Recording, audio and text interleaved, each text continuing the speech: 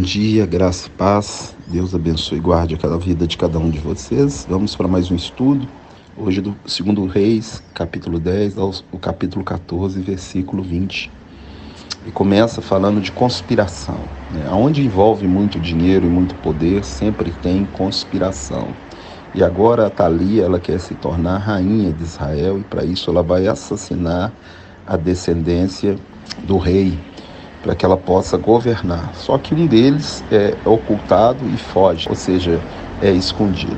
Israel foi chamado com um propósito. Leia Êxodo 19:5, para ser sacerdócio real, nação santa, povo exclusivo de Deus, um povo separado para implantar a lei de Deus em todas as nações. Desvirtuou do seu caminho, começou a seguir outros deuses. Aconteceu de ter reis bons, mas a maioria deles se corromperam e foram pelo caminho errado. Então agora a história continua. É homicídio, é morte, é bruxaria, tudo que você pensar de ruim, porque abandonaram o caminho do Senhor, seguiram outros deuses. E aí os inimigos vêm, Deus permite que os inimigos entrem para matar, roubar e destruir, para que o povo se arrependa e volte para ele. Então nós vamos até o reinado de Uzias, aí, 2 Reis 14:20, e Uzias vai ser já o profeta Isaías. Então ali uma luta de poder. Agora aí homicídio, essa mulher matou tudo, mas um escapuliu. Ela queria o poder, reinar, ter ali na mão o controle de todo o povo. E agora Joás vai ser ungido rei com 7 anos de idade. Joiada, o sacerdote, ele vai chamar os capitães de 100 para proteger o menino, para que ele possa ser ungido rei. E a Thalia vai ser morta e vai perder o reino. Então, uma conspiração montada pelo sumo sacerdote para que o rei legítimo possa voltar ao lugar do seu reino. E ali volta o rei ao seu lugar e ele faz o que é bom diante de Deus. Somente os altos ele não vai tirar. Lembrando que nos altos haviam postes ídolos. Se você não sabe o que é um poste ídolo, normalmente era o falo, o órgão sexual masculino esculpido em madeira ou pedra, adorado nos montes. O símbolo da virilidade. Você fala, pastor, misericórdia, e hoje isso no nosso meio tem. O obelisco representa a mesma coisa. O obelisco que está na Praça 7 é o falo. É um portal de entrada de demônios para dentro da cidade, porque aquilo está ali no centro, no meio. E não é à toa, você vai ver em Buenos Aires, em Washington, no mundo inteiro, pirâmides, obeliscos, símbolos de maçonaria, Lions, Rotary, todas essas simbologias dessas sociedades secretas são culto a demônios, são portais do inferno no nosso meio. Então você está vendo aí que ele não conseguiu tirar a adoração dos altos, ou seja, havia um sincretismo religioso ainda, mas ele destrói a casa de Baal, ele mata os sacerdotes de Baal, ele tenta fazer aquilo que é certo e faz o que é certo. Então Joás foi um bom rei, um dos poucos dessa galera de muitos que você já leu, que fez o que era bom, igual Josafá, igual alguns outros. Nós estamos vendo aí conspirações e lutas pelo poder, pelo dinheiro, pelo reino. E no capítulo 11, verso 17, o sacerdote faz o que tem que ser feito. Ele restaura a aliança entre o povo e o Senhor. É necessário restaurar a aliança, abrir mão do pecado, abandonar a prática pecaminosa no nosso meio.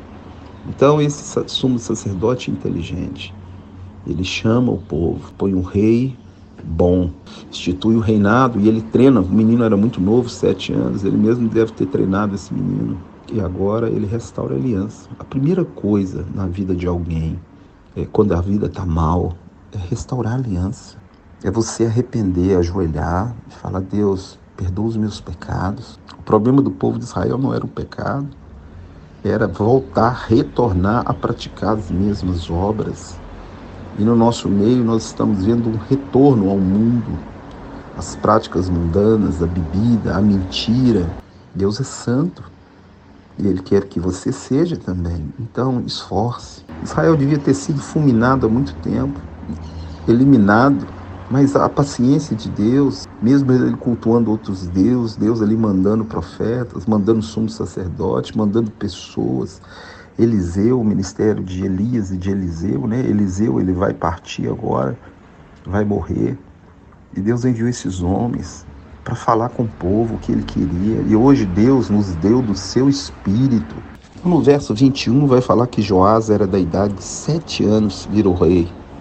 No capítulo 12, 2 e 3, fez o que era reto perante o Senhor, mas os altos ele não conseguiu tirar, ou não tirou os altos, essas adorações aos postes ídolos. E agora ele instituiu o dinheiro para a restauração da casa de Deus.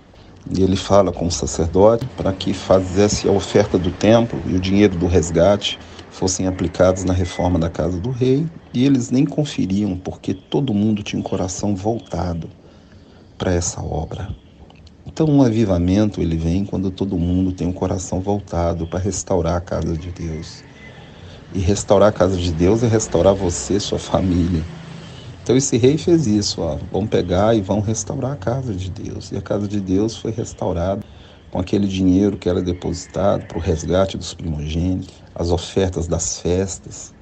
Só não tirou a porção do sacerdote, ele deixou para que o sacerdote pudesse comer e viver. Porque a Bíblia fala que digno é o trabalhador do seu salário. Mas a maioria das ofertas foi para restaurar a casa de Deus. Hoje a casa de Deus precisa ser restaurada. Quantas pessoas doentes no nosso meio, não é só fisicamente, psicologicamente, mentalmente, estão destruídas. E nós devemos dar o que é do nosso melhor, porque Deus ele ama pessoas. Dá o seu tempo, dá o ministério que você tem em prol do irmão necessitado. E a casa de Deus é feita de pessoas, de gente como eu e como você. E temos que restaurar a casa de Deus. E agora ele institui isso, que o dinheiro fosse revertido para a restauração da casa de Deus, e a casa de Deus começa a ser restaurada, né? E o poder é algo muito sério. No final do capítulo aí você vai ver que os servos dele vão conspirar e vão matá-lo. Quando alguém tenta fazer a obra de Deus corretamente, levanta conspiradores para o matar, para matar o ministério, para matar o propósito. Normalmente são pessoas que massageiam o seu ego, que estão do seu lado.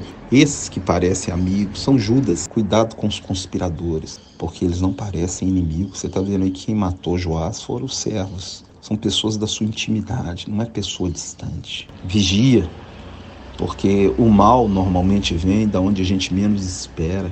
E agora, para variar, brota mais um rei de Israel mau. Começa a reinar e faz o que era errado perante o Senhor. E ali vem mais uma temporada de um reino das trevas sobre Israel, através da vida daquele cabeça. O guia cego lhe leva as ovelhas para o abismo, né? E o que a gente tem visto no nosso meio. E muitas vezes os homens de Deus são suprimidos, são esquecidos, são apagados das pessoas. E agora você vai conhecer a bondade de Deus até para com gente mal. Joacás, no reino de Israel, e Deus levantou o inimigo. O exército do rei da Síria veio em cima dele e começou a destruir. Ele clamou ao Senhor, pediu perdão. Sabe o que Deus fez? Perdoou e aliviou da vida do ministério dele os inimigos. No verso 5 diz que o Senhor deu um salvador a Israel. Não fala o nome, interessante, né?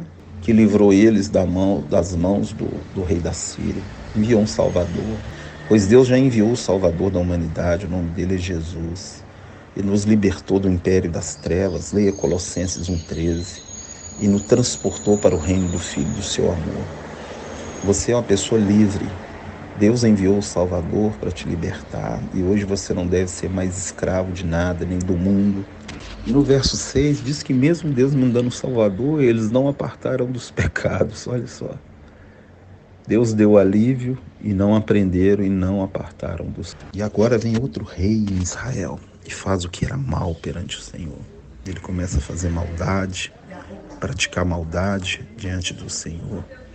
E aí volta de novo as mesmas coisas mais uma vez. E agora mostra, né, no capítulo 13, a morte e a enfermidade de Eliseu. Você está vendo aí, o homem de Deus morreu doente. Deus não é obrigado a curar ninguém. E agora o rei de Israel vai visitar ele manda o rei de Israel, faz uma profecia, e o rei de Israel tem pouca fé. Em vez dele lançar a flecha várias vezes, ele lança 3 vezes só. Aquela profecia era para que Israel destruísse o rei da Síria. E aquele rei não faz conforme deveria ser.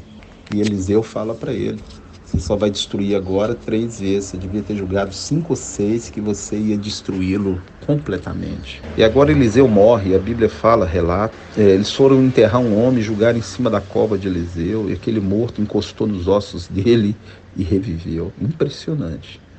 Que até os ossos de uma pessoa de Deus é de Deus. Então Eliseu morre e deixa um legado profético, um legado de santidade, um legado de poder. E agora o povo de Israel está sem Eliseu, e agora em Judá toma posse um novo rei. E os servos que mataram seu pai, ele agora mata os servos que assassinaram seu pai. Que ele assume o trono, faz o que é reto, mas os altos de novo não permanece ali sempre uma pedra de tropeço no meio do povo. E agora começa a ter guerra entre Israel e Judá. São irmãos lutando, brigando pelo poder, medindo armas. 2 reinos lutando, e um reino dividido não subsiste.